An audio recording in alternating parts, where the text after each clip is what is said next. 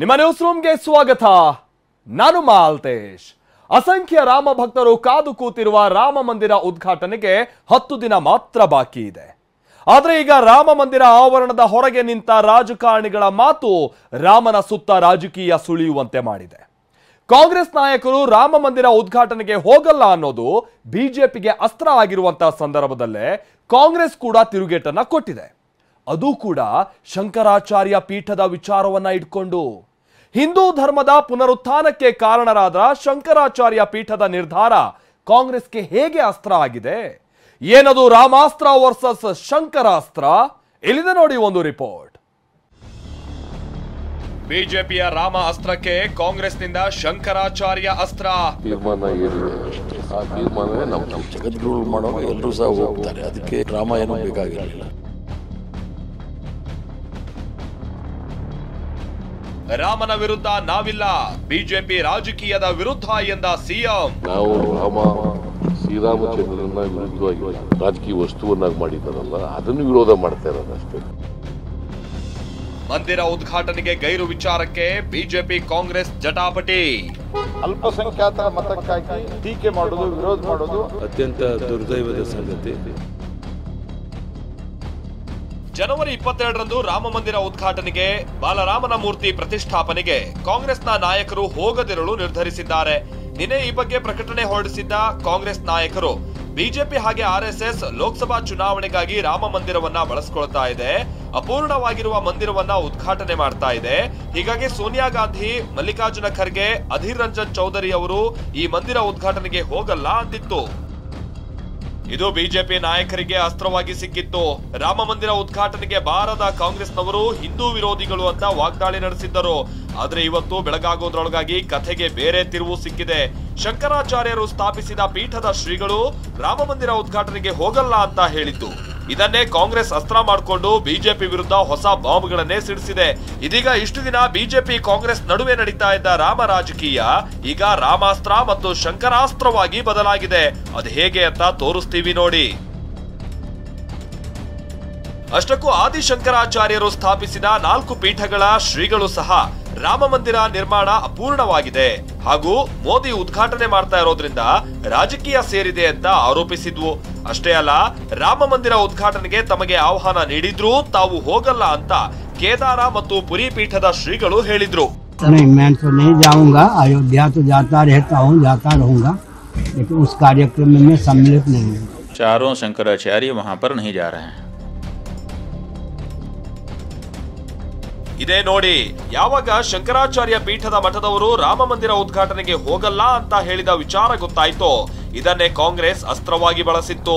ಅದರಲ್ಲೂ ಸಿಎಂ ಸಿದ್ದರಾಮಯ್ಯ ಸಾಮಾಜಿಕ ಜಾಲತಾಣದಲ್ಲಿ ಶಂಕರಾಚಾರ್ಯರ ಪೀಠಗಳನ್ನ ದೂರವಿಟ್ಟು ಬಿಜೆಪಿ ರಾಜಕೀಯ ಮಾಡ್ತಿದೆ ಅಂತ ಆರೋಪಿಸಿದ್ರು. ರಾಮ ಮಂದಿರವನ್ನ ರಾಜಕೀಯಕ್ಕಾಗಿ ದುರುಪಯೋಗಗೊಳಿಸುತ್ತಿರುವುದನ್ನು ವಿರೋಧಿಸಿ 4 ಶಂಕರಾಚಾರ್ಯ ಪೀಠಗಳು ಪ್ರತಿಷ್ಠಾಪನಾ ಕಾರ್ಯಕ್ರಮವನ್ನ ಬಹಿಷ್ಕರಿಸಿರುವುದಾಗಿ ಹೇಳಿರುವುದು ವರದಿಯಾಗಿದೆ. ಹಿಂದೂಗಳನ್ನ ಒಗ್ಗೂಡಿಸುವ ಕಾರ್ಯಕ್ರಮವಾಗಬೇಕಿದ್ದ ರಾಮಲಲ್ಲಾ ಪ್ರತಿಷ್ಠಾಪನಾ ಕಾರ್ಯಕ್ರಮ ಬಿಜೆಪಿ ರಾಜಕೀಯದಿಂದ ಹಿಂದೂಗಳನ್ನ ಒಡೆಯುವ ಕಾರ್ಯಕ್ರಮವಾಗಿರುವುದು ದುರಂತ. ಮೋದಿಯವರಿಗೆ ತಮ್ಮ ಸಾಧನೆಯನ್ನ ಮತದಾರರ ಮುಂದಿಟ್ಟು ಚುನಾವಣೆ ಗೆಲ್ಲುವ ಆತ್ಮವಿಶ್ವಾಸ ಇಲ್ಲ. ಇದಕ್ಕಾಗಿ ಲೋಕಸಭಾ ಚುನಾವಣೆ ಕಾಲದಲ್ಲಿಯೇ ಅವಸರದಿಂದ ಅಪೂರ್ಣ ಸ್ಥಿತಿಯಲ್ಲಿರುವ ರಾಮ ಮಂದಿರವನ್ನ ಉದ್ಘಾಟಿಸಿ ಈ ಮೂಲಕ ಹಿಂದುತ್ವದ ಅಲೆಯನ್ನ ಬಡಿದೆಬ್ಬಿಸಿ ತಮ್ಮ ವೈಫಲ್ಯವನ್ನ ಮುಚ್ಚಿ ಹಾಕುವ ಪ್ರಯತ್ನ ನಡೆಸಿದ್ದಾರೆ. ಕಾಂಗ್ರೆಸ್ ವರಿಷ್ಠರ ನಿರ್ಧಾರವನ್ನ ಸ್ವಾಗತಿಸಿರುವ ಸಿಎಂ ಸಿದ್ದರಾಮಯ್ಯ, ನಾವು ಶ್ರೀರಾಮಚಂದ್ರನ ವಿರುದ್ಧ ಇಲ್ಲ, ಆದ್ರೆ ಬಿಜೆಪಿಯವರು ರಾಜಕೀಯ ಮಾಡ್ತಿದ್ದಾರೆ ಅಂತ ಅವರ ವಿರುದ್ಧ ಇದ್ದೀವಿ ಅಂತ ಹೇಳಿದ್ದಾರೆ. ತೀರ್ಮಾನ ಏನಿದೆ ಆ ತೀರ್ಮಾನವೇ ನಮ್ಮ ತೀರ್ಮಾನ. ನಾವು ರಾಮ ಶ್ರೀರಾಮಚಂದ್ರನ ವಿರುದ್ಧವಾಗಿಲ್ಲ, ಅವರು ರಾಜಕೀಯ ಮಾಡಕ್ ಹೊರಟಿದ್ದಾರೆ. ಅದನ್ನು ಒಂದು ದೊಡ್ಡ ರಾಜಕೀಯ ವಿಷಯವಾಗಿ ಮಾಡ್ಕೊಂಡು ಶ್ರೀರಾಮಚಂದ್ರನ ಇವತ್ತು ರಾಜಕೀಯ ವಸ್ತುವನ್ನಾಗಿ ಮಾಡಿದ್ದಾರಲ್ಲ, ಅದನ್ನು ವಿರೋಧ ಮಾಡ್ತಾ ಇರೋದಷ್ಟೇ. ರಾಜಕೀಯವಾಗಿ ಮಾತಾಡೋರಿಗೆ ಔಷಧ ಇಲ್ಲ. ಈಗ ನಾವು ಶ್ರೀರಾಮಚಂದ್ರನ ವಿರುದ್ಧ ಇಲ್ಲ, ಶ್ರೀರಾಮಚಂದ್ರನ ಪರವಾಗಿ ಇರೋ, ಶ್ರೀರಾಮಚಂದ್ರನ ನಾವು ಗೌರವಿಸ್ತೀವಿ, ಶ್ರೀರಾಮಚಂದ್ರನ ಪೂಜೆ ಮಾಡ್ತೀವಿ, ನಾವು ಶ್ರೀರಾಮಚಂದ್ರನ ಭಜನೆ ಮಾಡ್ತೀವಿ, ನಾವು ರಾಮ ಮಂದಿರ ಕಟ್ಟಿದ್ದೀವಿ ನಾವು. ಸೊ ಅದಕ್ಕೆ ವಿರೋಧ ಇಲ್ಲ. ಅವ್ರು ರಾಜಕೀಯ ಮಾಡ್ತಾ ಇದಾರಲ್ಲ, ಅದಕ್ಕೆ ವಿರೋಧ. ಇನ್ನು ಡಿಸಿಎಂ ಡಿಕೆ ರಾಜಕಾರಣದಲ್ಲಿ ಧರ್ಮ ಇರಬೇಕೇ ಹೊರತು ಧರ್ಮವೇ ರಾಜಕಾರಣ ಆಗಬಾರದು ಅಂತ ಬಿಜೆಪಿ ನಾಯಕರ ಟೀಕೆಗೆ ತಿರುಗೇಟನ್ನ ಕೊಟ್ಟಿದ್ದಾರೆ. ರಾಜಕಾರಣದಲ್ಲಿ ಧರ್ಮ ಇರಬೇಕು, ಧರ್ಮದಲ್ಲಿ ರಾಜಕಾರಣ ಇರಬಾರ್ದು. ಇದು ನಾನು ಹಿಂದೆನೂ ಹೇಳಿದ್ದೀನಿ, ಇವತ್ತು ಹೇಳ್ತಾ ಇದ್ದೀನಿ. ಮಂದಿರ ಉದ್ಘಾಟನೆಗೆ ಹೋಗದಂತೆ ಡಿಸೆಂಬರ್ನಲ್ಲೇ ಹರಿಪ್ರಸಾದ್ ಪತ್ರ. ಇನ್ನು ಕಾಂಗ್ರೆಸ್ ಪರಿಷತ್ ಸದಸ್ಯ ಬಿಕೆ ಹರಿಪ್ರಸಾದ್ ರಾಮ ಮಂದಿರ ಉದ್ಘಾಟನೆಯಿಂದ ದೂರ ಇರುವಂತೆ ಡಿಸೆಂಬರ್ನಲ್ಲೇ ಎಐಸಿಸಿ ಅಧ್ಯಕ್ಷ ಮಲ್ಲಿಕಾರ್ಜುನ್ ಖರ್ಗೆ ಅವರಿಗೆ ಪತ್ರ ಬರೆದಿದ್ರು. ಈ ವಿಚಾರ ಇವತ್ತು ಬಹಿರಂಗ ಆಗಿದೆ. ಅಲ್ಲದೆ ಹರಿಪ್ರಸಾದ್ ಕೂಡ ಶಂಕರಾಚಾರ್ಯ ಪೀಠದ ಶ್ರೀಗಳು ಈ ಉದ್ಘಾಟನಾ ಕಾರ್ಯಕ್ರಮ ಮಾಡಿದ್ರೆ ಏನೂ ಸಮಸ್ಯೆ ಇರ್ತಿರ್ಲಿಲ್ಲ ಅಂತ ಹೇಳಿದ್ದಾರೆ. ಇಷ್ಟೇ, ಇದು ಭಾರತೀಯ ಜನತಾ ಪಾರ್ಟಿ ಮತ್ತು ಸಂಘ ಪರಿವಾರದ ರಾಜಕೀಯ ಕಾರ್ಯಕ್ರಮ ವಿನಃ ಇದು ಧಾರ್ಮಿಕ ಕಾರ್ಯಕ್ರಮ ಅಲ್ಲ. ಈಗಾಗಲೇ ಈ ವಿಚಾರದಲ್ಲಿ ನಾನು ಅಖಿಲ ಭಾರತ ಕಾಂಗ್ರೆಸ್ ಸಮಿತಿ ಅಧ್ಯಕ್ಷರಿಗೆ ಒಂದು ಪತ್ರವನ್ನು ಸಹ ಬರೆದಿದ್ದೆ. ಇದು ಕೇವಲ ರಾಜಕೀಯ ಕಾರ್ಯಕ್ರಮ, ಇದು ಧಾರ್ಮಿಕ ಕಾರ್ಯಕ್ರಮ ಅಲ್ಲ. ಇದರಿಂದ ನಾವು ದೂರ ಉಳಿಯೋದು ಒಳ್ಳೆಯದು ಅಂತ ಮೊದಲೇ ನಾನು ಪತ್ರನೂ ಸಹ ಬರೆದಿದ್ದೆ. ಆದ್ದರಿಂದ ಈ ಒಂದು ನಿರ್ಣಯ ಏನು ಕಾಂಗ್ರೆಸ್ ಪಕ್ಷದವರು ತಗೊಂಡಿದ್ದಾರೆ ಇದು ಭಾಳ ಸ್ವಾಗತ ಮಾಡ್ತೇನೆ. ನಮಗೆ ತಿಳಿದಿರ್ತಕ್ಕಂಥ ಅಲ್ಪ ಸ್ವಲ್ಪ ಈ ಧಾರ್ಮಿಕ ವಿಚಾರದಲ್ಲಿ ಹಿಂದೂ ಧರ್ಮದ ಮುಖ್ಯಸ್ಥರು ಅಂತ ಹೇಳಿದ್ರೆ ನಾವು ಆದಿಶಂಕರಾಚಾರ್ಯರಂತಲೇ ನಾವು ಪರಿಗಣಿಸೋದು.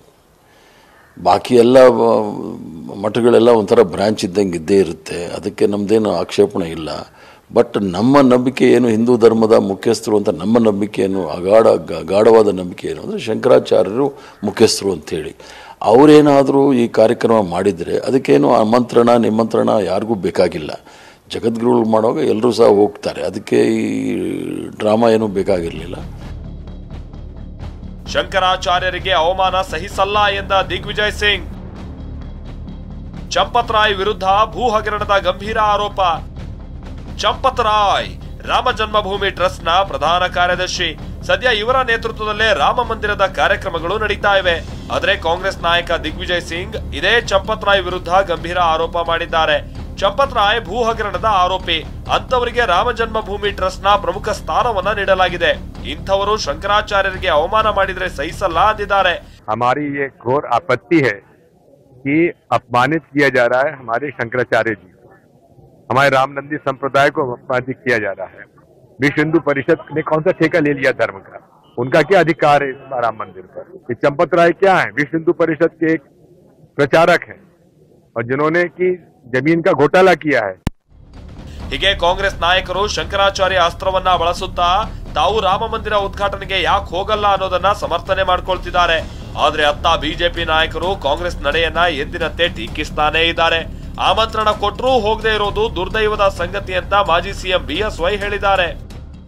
ಕಾಂಗ್ರೆಸ್ನವ್ರಿಗೆ ಆಮಂತ್ರಣ ಇದ್ರೂ ಸಹ ನಾವು ಹೋಗೋದಿಲ್ಲ ಅನ್ನುವಂಥ ಒಂದು ತೀರ್ಮಾನವನ್ನು ತಗೊಂಡಿರುವಂಥದ್ದು ಅತ್ಯಂತ ದುರ್ದೈವದ ಸಂಗತಿ. ಅಲ್ಪಸಂಖ್ಯಾತರ ಮತಕ್ಕಾಗಿ ಬಹುಸಂಖ್ಯಾತರು ಶ್ರದ್ಧೆಯಿಂದ ನಂಬಿರುವಂಥ ರಾಮಾಯಣ ಮಹಾಭಾರತ ಸನಾತನ ಧರ್ಮವನ್ನು ಟೀಕೆ ಮಾಡೋದು, ವಿರೋಧ ಮಾಡೋದು, ಆ ದೃಷ್ಟಿಯಿಂದ ಅದೇ ಲೆಕ್ಕದಲ್ಲಿ ಅದೇ ಫ್ರೇಮ್ವರ್ಕ್ದಲ್ಲಿ ಇವತ್ತು ಈ ರಾಮ ಮಂದಿರ ಉದ್ಘಾಟನೆ ಆಹ್ವಾನವನ್ನು ತಿರಸ್ಕರಿಸಿದರೆ ನನಗೇನಿದೆ ಆಶ್ಚರ್ಯ ಆಗಿಲ್ಲ. ರಾಮ ಹಿಂದೂಗಳನ್ನು ಜೋಡಿಸ್ತಾನೆ. ಯಾರಿಗೆ ಹೊಡಿಬೇಕು ಅಂತ ಮನಸ್ಸಿರುತ್ತೋ ಅವ್ರು ಸಿದ್ದರಾಮಯ್ಯನವ್ರ ಥರ ಹೇಳಿಕೆ ಕೊಡ್ತಾರೆ. ಸಿದ್ದರಾಮಯ್ಯನವರು ಹಿಂದೂಗಳನ್ನು ಹೊಡೆಯೋದ್ರೊಳಗೆ ಎಕ್ಸ್ಪರ್ಟು. ಅಲ್ಪಸಂಖ್ಯಾತರ ಓಲೈಕೆಗೋಸ್ಕರನೇ ಇವತ್ತು ರಾಮ ಮಂದಿರದ ಪ್ರಾಣ ಪ್ರತಿಷ್ಠಾಪನಾ ಕಾರ್ಯಕ್ರಮವನ್ನು ಕಾಂಗ್ರೆಸ್ಸು 22ನೇ ತಾರೀಕು ಬಹಿಷ್ಕಾರ ಮಾಡಿದೆ. ರಾಮನ ಕಾರ್ಯಕ್ಕೆ ನೆರವಾಗುವ ಗುಣವಂತಂತೂ ಕಾಂಗ್ರೆಸ್ ತೋರಿಸಲಿಲ್ಲ. ಆ ರಾಮನ ಕಾರ್ಯವನ್ನು ಕಣ್ತುಂಬಿಸಿಕೊಳ್ಳುವಂಥ ಯೋಗವೂ ಅವರಿಗಿಲ್ಲ. ಹೀಗೆ ರಾಮ ಮಂದಿರ ಉದ್ಘಾಟನೆಗೆ ಸಂಬಂಧಪಟ್ಟ ಹಾಗೆ ರಾಜಕೀಯ ಜಟಾಪಟಿ ತಾರಕಕ್ಕೇರಿದೆ. ಇದು ಮುಂದೆ ಯಾವ ಹಂತಕ್ಕೆ ತಲುಪುತ್ತೋ ಕಾದು ನೋಡಬೇಕಿದೆ. Bureau report, TV9.